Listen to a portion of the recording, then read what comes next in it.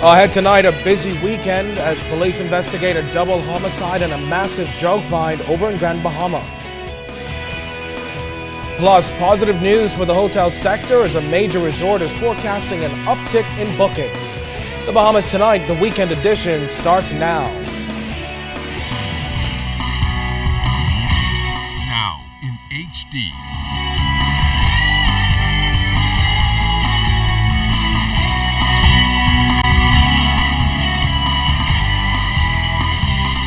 ZNS Network presents The Bahamas Tonight. This portion of the news brought to you by BTC Everyday. Good evening, everyone. I'm Kendino Knowles, and welcome to the weekend edition of The Bahamas Tonight. Well, detectives are investigating the discovery of two men whose bodies were found riddled with bullets in Abaco early Saturday morning. Officers tell us that they were on routine patrol near the SC Boodle High School when they discovered a male occupant slumped over on the passenger side of a 2001 blue Maxima with gunshot wounds to the head. Officer in charge of the Grand Bahama and Northern District Assistant Commissioner of Police Emric Seymour and a team of officers are in Abaco investigating that double homicide. The deceased apparently was clad in a long blue jeans, gray jacket. The officers later on was called to an area about 2 miles west of that particular area, where it was discovered that another body was found lying in the road with what appeared to be gunshot wound to the head of that particular individual. Coincidentally, the individual that was found lying in the road, the second individual, appeared to be the owner of the vehicle that the first victim was found in. Now, Assistant Commissioner Seymour says while an extensive investigation has been launched, his team is following some significant leads. Both individuals are known to the police. However, you can appreciate the fact that, of course, the identity will not be revealed until, of course, the next of kin is notified. As you can imagine, everyone is in shock. Waking up this morning and discovering, two dead bodies on our hands, and of course, who are known to the community of the Abaco area there. But of course, we are in fact, meeting with the families, and of course, we're providing necessary counseling to them as best as we possibly can. Meantime, two men were rushed to hospital following a shooting in Kemp Road around 2 o'clock this morning. Police say one of the victims is in critical condition while the other is stable. We're told the men and a woman were standing in front of an apartment complex when occupants of a red Honda pulled up and opened fire. One of the victims received multiple gunshots to the body while the other was shot in the leg. Police say the woman was unharmed. And over in Grand Bahama today, 4 more suspects have been arrested in connection with that major drug haul this week. Yesterday, police took into custody 3 men and a 21-year-old woman of 8 Mile Rock. Police say the group was picked up from a hotel on Beachway Drive. Initially, officers arrested 8 suspects for questioning regarding the 44 bales of marijuana discovered when a 42-foot vessel pulled up on a beach in Holmes Rock. The drugs are valued at over $2 million. Well, criminals are being put on notice as intensified crime-fighting efforts continue to help curb crime on the streets. Assistant Commissioner of Police Leon Bethel says the more aggressive approach is designed to stop criminals in their tracks, especially in high-crime areas. You can expect to see an increased police presence in Bain and Grantstown, East Street, Kemp Road, Fox Hill, Pinewood Gardens, Nassau Village, Englerston, and Yellow Elder Gardens. So if someone go out to decide to do some robbery right now, it's a good chance that that will be their last robbery. If someone is moving about with a gun, we want those persons to be stopped right on the spot before they harm anybody else. So you will see a lot of persons, police officers with heavy arm, going out to deal with any eventuality, anyone. Last year we're seeing a lot of crimes committed with guns. We're going to put a stop to that.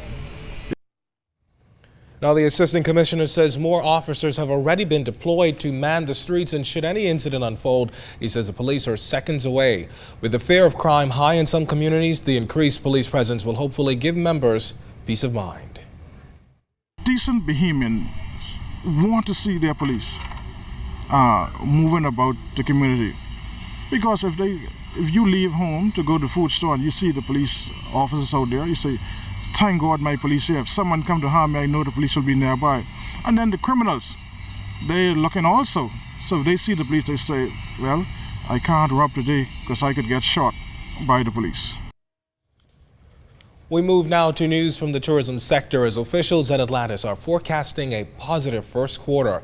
And although February is looking soft, President and Managing Director George Marcantonis says based on booking projections so far, 2014 seems poised to benefit from the groundwork put in by the hotel in 2013.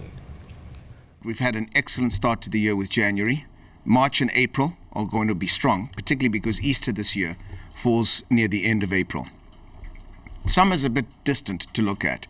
The good news is that we are ahead of our group booking pace, running about 10 percentage points ahead year on year. So when that happens, generally good things tend to happen. We've started some major promotions across the United States. Particularly we focused on some key states right now, and we're seeing the bookings coming through. Our marketing plan is working well so far. Now, Marcantonis suggests that the world-renowned resort could be on pace to significantly surpass last year's bookings through its major U.S. marketing campaign, as well as its increased focus on attracting visitors from the Latin American market. The resort generally spends between $40 and $50 million on capital expenditures every year, and Marcantonis explains that 1/3 is for maintenance capital, while the rest is earmarked for refurbishing or adding new amenities. Now we have on property finalized our capital plan for 2014. It's still being reviewed with our ownership. We're not ready yet to announce what we have in there, but true to form, if you see what we've done in the past, it will be very similar. Certainly we are looking at a tower to be renovated because we do one every year. And we are looking at some of our food and beverage outlets and adding some new amenities. More to follow on that. Meantime, Tourism Minister Obi Wilchcombe is commending the efforts of Atlantis. He says the Bahamas can reap tremendous benefits from Atlantis President and Managing Director George Marcantonis being named Hotelier of the Year by the Caribbean Hotel and Tourism Association. Minister Wilchcombe says Atlantis lifted the country's tourism stock in the 90s, and with Bahamar scheduled to come on stream soon, it will once again lift the country's presence in the tourism sector, as the Bahamas will have two of the largest resorts in the Caribbean. He noted that Marcantonis, who is an innovative and progressive thinker, has helped to make Atlantis one of the top resorts. And in one survey, it was seen as second only to Disney. I think it's important for us to appreciate that George Marcantonis, what he brings to the table and to the game, is his completeness. He's an individual who believes in the hotel, believes in the industry itself, understands the Bahamas, and I think that's fundamentally important. And he's a corporate citizen. He not only gets involved in what's happening at home, but he's ensuring at all times that the people who work with him are part of the growth and the development. And then he understands what makes the Bahamas unique and seeks to sell it, and then he moves with the times. Now, the tourism minister says the achievement of Marcantonis should now push Bahamians to lift their level of service to ensure that we stay on top.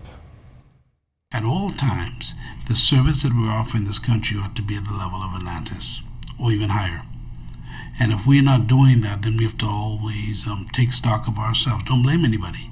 Don't blame our competitors. Look at ourselves, because the Bahamas has been the grandfathers of tourism. We've been in the business longer than most countries. Most countries shun the Bahamas when we're talking tourism.